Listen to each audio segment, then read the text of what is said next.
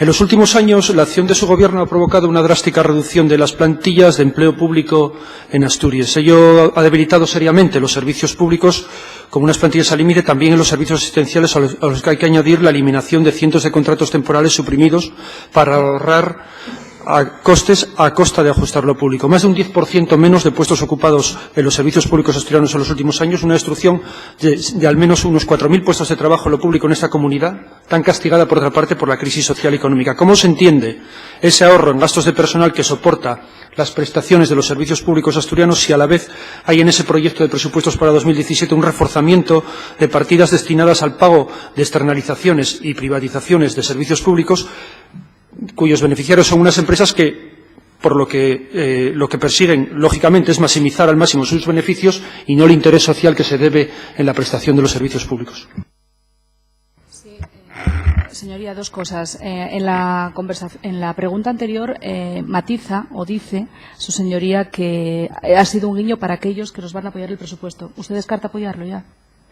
Y segundo, no es un guiño para nadie. En la mesa de negociación, en la ampliación a 200.000, lo puso Podemos Asturias. Se habló también con el otro grupo parlamentario, con el otro partido que estaba en la negociación fiscal. Y le recuerdo más, no es lo que digan los grupos de esta Cámara. El Partido Socialista, este Gobierno y el Partido Socialista llevaba en su programa la corrección del error de salto y demás actuaciones en el impuesto de sucesiones. Lo llevaba el suyo. Y respecto a otro tema que me habla del personal. Mire, el proyecto de presupuestos de este año se incrementa en 73 millones en términos homogéneos.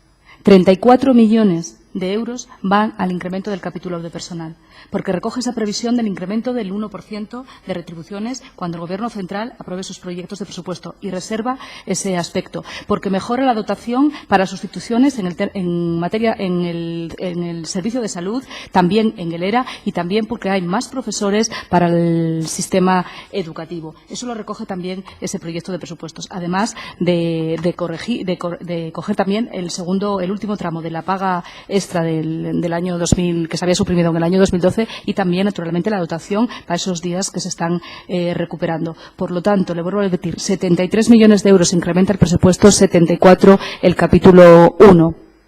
Yo creo que es evidente también el compromiso de este presupuesto y de este Gobierno con la recuperación de los derechos de los empleados públicos y con los servicios públicos de calidad, educación, sanidad y servicios sociales, señoría. No, bueno, ustedes llevan reduciendo plantillas desde hace años, llevan también realizando modificaciones presupuestarias del capítulo 1 para cubrir otros gastos, y eso es algo que es muy fácil de demostrar para este grupo político y bueno, no vamos a discutir sobre ello.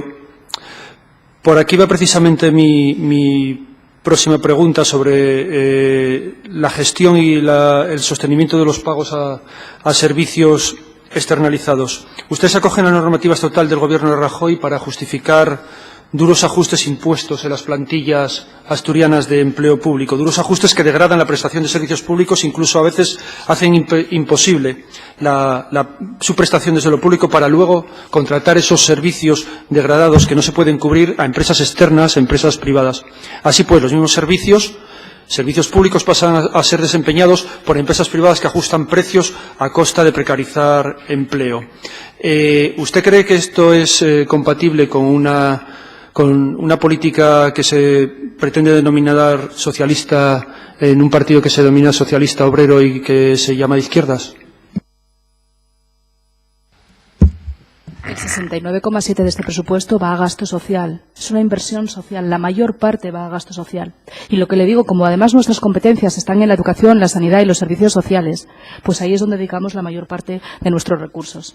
De hecho, en esta Cámara tengo que escuchar reiteradas críticas, razonables por otra parte, al tema de la inversión, porque siempre se ha apostado en momentos de restricciones presupuestarias más que evidentes, la apuesta del Gobierno ha sido, claro, para mantener nuestros servicios públicos básicos, porque eso consideramos que es una inversión de futuro.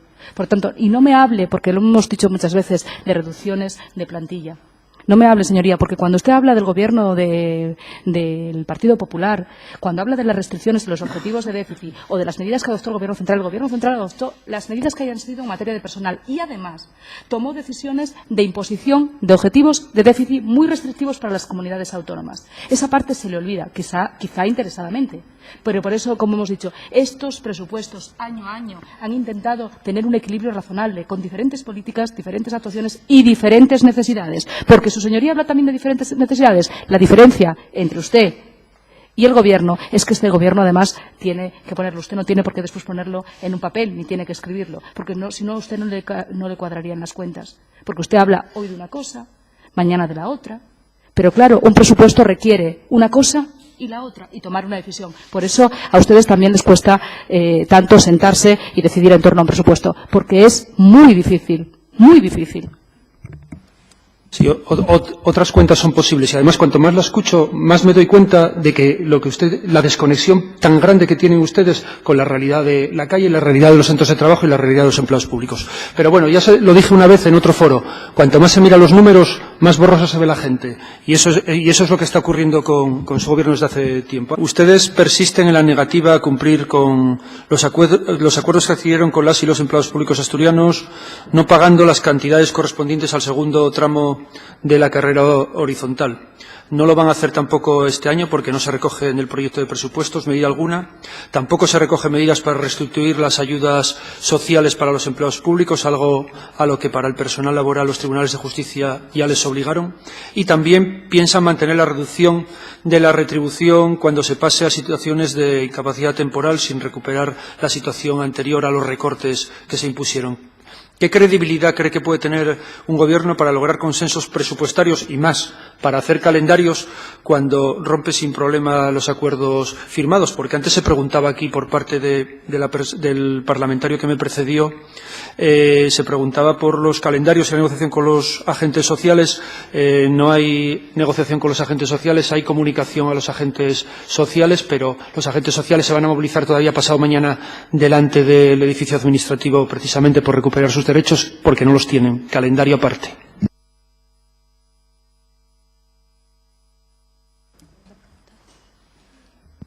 Hablaba de la credibilidad. ¿Qué credibilidad?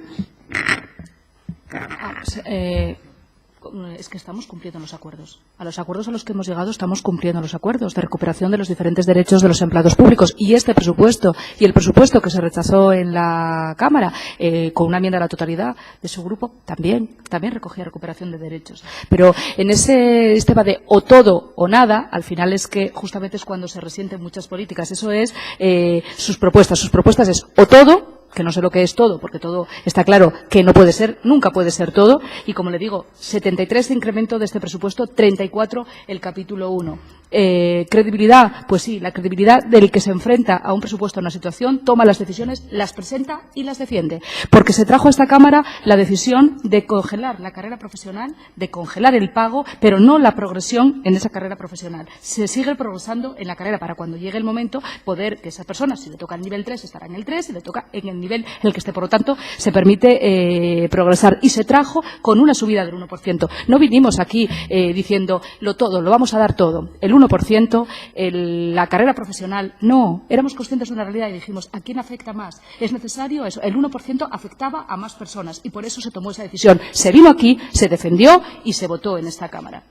Lo que no hacemos es, puede ser todo, como lo quiero todo, eso no es nada, y al final, como dicen, uno se queda como creyendo que está defendiendo algo, y en el fondo no está defendiendo nada, porque no se consigue. Si por esa regla de 3 no hubiese habido quien hubiese apoyado esa ley, pues nada, no habría ni un incremento del 1%. Con usted no habría un incremento del 1% en la Cámara, por ejemplo, a los empleados públicos.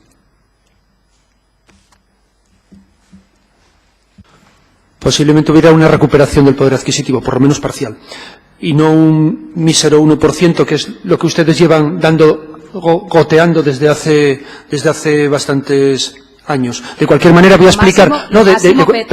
Perdone, estoy en el uso de la palabra, si me permite. Sí. Vale. pasado mañana puede tener la oportunidad de explicarles a los empleados públicos entonces por qué es por lo que se movilizan, porque esta Cámara también aprobó la jornada de 35 horas de forma mayoritaria en la Cámara, tan mayoritaria que solamente su grupo fue el único que votó en contra y hasta hoy, porque resulta que también la Cámara vale para lo que se quiere y para lo que no se quiere no vale. Y nosotros, mire, no vamos a entrar en ese juego de que si usted estuviera aquí haría esto, si usted estuviera... Nosotros estamos juzgando la labor del Ejecutivo. Desde el Poder Legislativo estamos valorando la actuación del Poder Ejecutivo y usted lo que tiene es la necesidad o la obligación, entiendo yo, de contestar, no de juzgar lo que haría o no este parlamentario, porque pienso que no es el momento sino que hay otros foros, como sería el debate parlamentario en la Cámara, en el Pleno de la Junta General, para poder debatir de política sobre ello, pero no para que me juzgue, ni para que juzgue a mi grupo político sobre qué haríamos o no haríamos. Nosotros estamos hablando sobre lo que ustedes hacen, y es lo que estamos preguntando, y es la misión que hoy nos corresponde aquí. Paso a la siguiente pregunta. ¿Cómo se justifica? Perdón, señoría. Ante la valoración que ha hecho, la precisión de la consejera. Gracias. Yo no le juzgo. Señoría, no le juzgo. Usted me preguntó, y me hizo una pregunta muy concreta, me preguntó por la credibilidad del Gobierno del Principado. Y le dije, la credibilidad es aquel que dice y cumple lo que dice y lo que puede. Y desde el principio, este Gobierno dijo que haría una recuperación progresiva de los derechos de los empleados públicos. Y que esa recuperación se fue plasmando en los diferentes proyectos de presupuestos. Que hemos venido a esta Cámara con una ley. Y en esa ley hemos elegido y hemos dicho, el 1% y no la carrera, porque afecta a más personas el 1%. Y hemos congelado la carrera permitiendo la progresión. Hemos traído y lo hemos defendido, señoría. Y yo no le estoy juzgando, únicamente le estoy diciendo que no estoy juzgando lo que haría su grupo. Es que su grupo lo hizo. Lo hizo. Cuando se abstuvo también lo hizo. Entonces, yo la pregunta que le hago es que está bien que se tomen diferentes decisiones y que me diga que hay que recuperarlo todo, pero que sea consciente de la realidad donde está y el presupuesto donde está. La mayor credibilidad, que el incremento importante de este presupuesto va al capítulo de personal, por razones evidentes, lo he dicho al principio de mi intervención, por el compromiso que tenemos con la recuperación de esos derechos de empleados públicos, y cuando este Gobierno ha tenido que tomar una decisión, ha venido a esta Cámara, la ha explicado, la ha tomado y la ha defendido. Por tanto, credibilidad sí, credibilidad de aquel que dice que va a hacer una cosa y la hace y lo cumple. ¿Cómo se justifica que se mantenga en el presupuesto la dotación de casi 1 millón de euros para cursos de formación, más allá de mantener o de potenciar un cursillismo acelerado para mantener los grados de la llamada carrera profesional, que, por cierto, el segundo tramo no se va a abonar? La formación profesional es algo más que la carrera profesional, bastante más también que la carrera profesional. Y segundo, le decía al principio de mi intervención que lo que se congela es el pago, pero no la progresión ante la carrera. Ese desarrollo y esa necesidad de que los empleados se sigan formando para poder seguir teniendo acceso en el momento que sea a esa carrera profesional. O sea, dos temas. Es más que la carrera profesional y seguimos hablando de que el empleado sigue progresando en su carrera. Por lo tanto, es muy importante también esa formación. Entonces, ¿no les llegó hasta su consejería, el sentir general de quienes trabajan en la administración pública por el superdesarrollo cursillista que lleva en ocasiones al absurdo, realizándose cursos para conseguir puntuaciones que puedan suponer incrementos retributivos, aunque no tengan nada que ver ni con el desarrollo técnico, ni con el profesional, ni con el laboral? Preguntaba si no les llegó ese sentir. No, lo que nos llega es el sentir de los representantes sindicales que están en los órganos del Adolfo Posada, que en los últimos planes en los que yo he participado y he asistido a las reuniones, es decir, desde hace 5 años aquí, todas las intervenciones han sido elogiosas con el programa de formación, todas, de todos los sindicatos allí presentes, y han felicitado al equipo directivo del Adolfo Posada en reiteradas ocasiones, es decir, cada vez que se aprueba un plan, y ese es el sentir general de los representantes sindicales que están presentes en el Consejo Rector del Instituto. Eso es lo que nos llega. Quien intervino fue Álvaro Álvarez, viceconsejero de Administraciones Públicas. Los mismos representantes que se van a manifestar pasado mañana para exigir la recuperación de los derechos que se les arrebató y no se les devolvió. ¿Cuántas empresas y formadores viven de los cursos de Adolfo Posada? Mejor aún, del casi 1 millón de euros destinados a cursos de formación, ¿cuántos van a empresas privadas? ¿Cuántos a empleados públicos que ejercen de monitores? Y de estos últimos, ¿cuántos se destinan a empleados públicos que cobran además su salario y ejercen su labor de monitor en tiempo de trabajo? En el Adolfo Posada, en el año 2016, sí, soy Álvaro Álvarez otra vez, habrán participado como profesores, digamos, o colaboradores docentes en el instituto unas 1.100 personas diferentes. En cuanto a empresas, no sabría decirle el número de ellas, no son muchas en todo caso, pero sí el número de participantes en cuanto a docentes son unos 1.100 aproximadamente diferentes por semestre.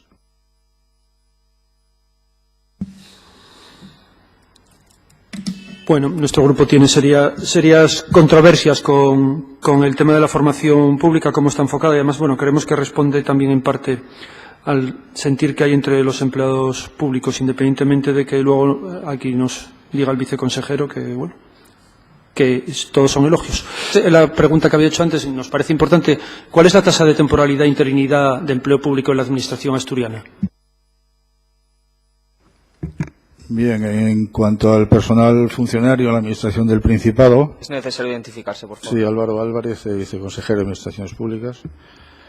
Digo que en cuanto al personal funcionario en la Administración del Principado, la media es del 15,7%, y en cuanto al personal laboral es del 23,52%. Luego hay una serie de organismos en los que no tenemos la media, puesto que son muy desiguales en cuanto al número de personas que trabajan en los mismos, pero los hay desde una escasa temporalidad que está en torno al 8 o al 10%, hasta un caso muy llamativo en porcentaje, en el caso del IEPA, que tiene un 46% en personal funcionario. El porcentaje es muy alto, pero en realidad es que tiene una plantilla muy corta, de 15 funcionarios nada más. Y en cuanto al personal laboral, el porcentaje más alto corresponde al ERA, que está en torno al 32,7%. El resto son cantidades que están en una media sobre el 10% aproximadamente, el 12, el 14% como mucho. Sí, bueno, ¿no consideran que es un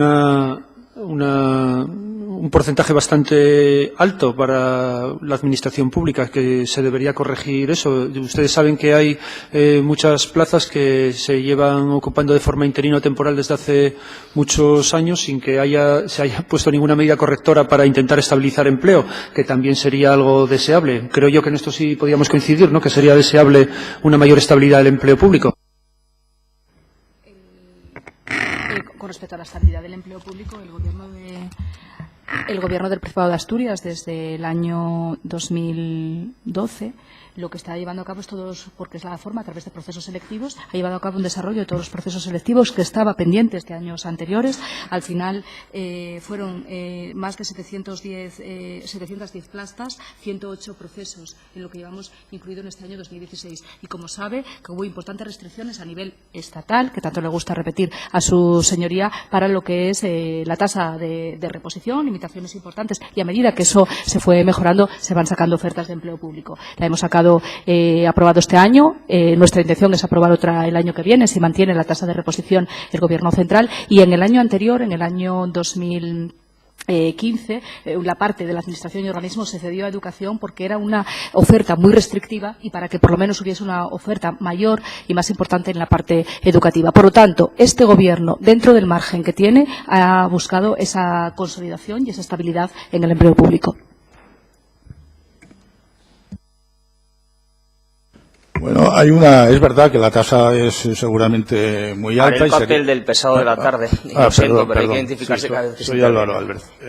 Es cierto que la tasa de temporalidad es alta y sería deseable que se redujera.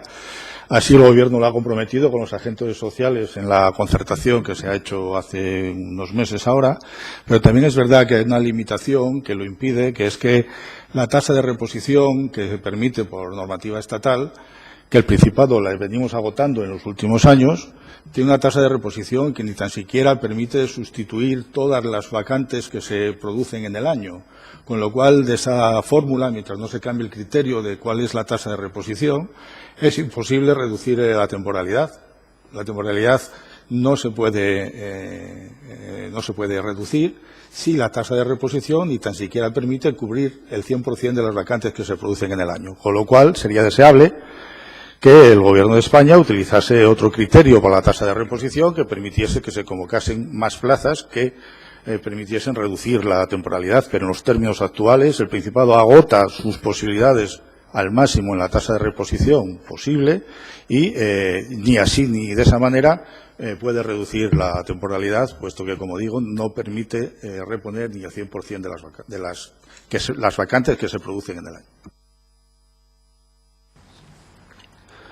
¿Cuántas personas están nombradas interinas o contratadas temporalmente en el Principado de Asturias en el 2016? ¿Tiene cifras?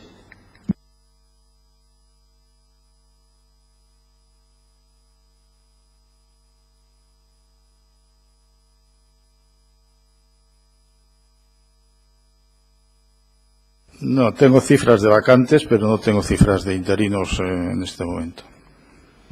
Bien. ¿Y tiene cifras de cuántos contratos temporales se suprimieron a consecuencia de la ampliación de la jornada laboral en la Administración asturiana? Bueno, en principio no se ha suprimido ningún contrato. Como mucho lo que se habrá hecho se habrá reducido la contratación temporal en algunos casos, pero tanto como reducir contratos no se ha hecho. Es decir, se habrá dejado en algunos sectores, fundamentalmente en la sanidad, se habrá dejado de hacer algún tipo de contratos de sustitución, pero no se puede hablar de que se ha reducido plantillas, que no es cierto. 1000 contratos, hablan los sindicatos sanitarios, contratos temporales, que se dejaron de utilizar para sostener los servicios públicos, 1000 personas que colaboraban para sostener los servicios sanitarios.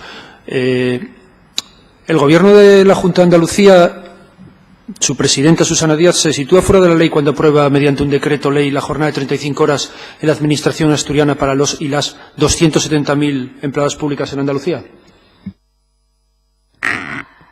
Señoría, lo que le voy a decir es que hay una sentencia del Tribunal Constitucional de una de las comunidades autónomas que tomó una decisión en ese sentido, que conoce usted igual que yo, por lo tanto a esa sentencia me retivo. Es normativa básica y me gustaría también que cuando hable de otra comunidad autónoma conozca en profundidad esa comunidad autónoma, esa otra, porque muchas veces hablamos de una parte de lo que hace una comunidad autónoma, pero desconocemos el resto. Usted no hace mucho en el Parlamento dejaba encima de mi mesa el BOPA donde se publicaba en este caso lo de Andalucía, pero da igual que sea Andalucía, que sea cualquier comunidad autónoma, debería leerlo. Porque me lo quiso poner como ejemplo y en el preámbulo y cuando hace las explicaciones debería leerlo. Es simplemente, yo creo que no, para que se dé cuenta de cómo la recuperación de derechos en determinadas comunidades van con más retraso que Asturias. ¿Y por qué?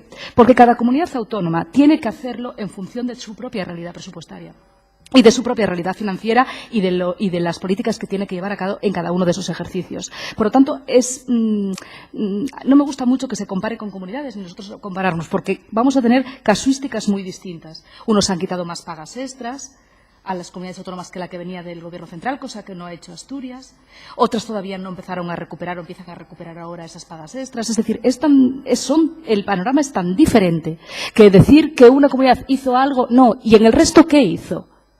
¿En el resto qué hizo? Entonces, no me vale esa visión tan parcial y tan interesada como hace su señoría en este caso. Como digo, con tal respeto a todas las comunidades autónomas que, pasando por restricciones importantes, han tenido que ir ajustando y tomando decisiones. En este caso, Andalucía, ella toma esta y en este caso el Gobierno de Asturias toma otras.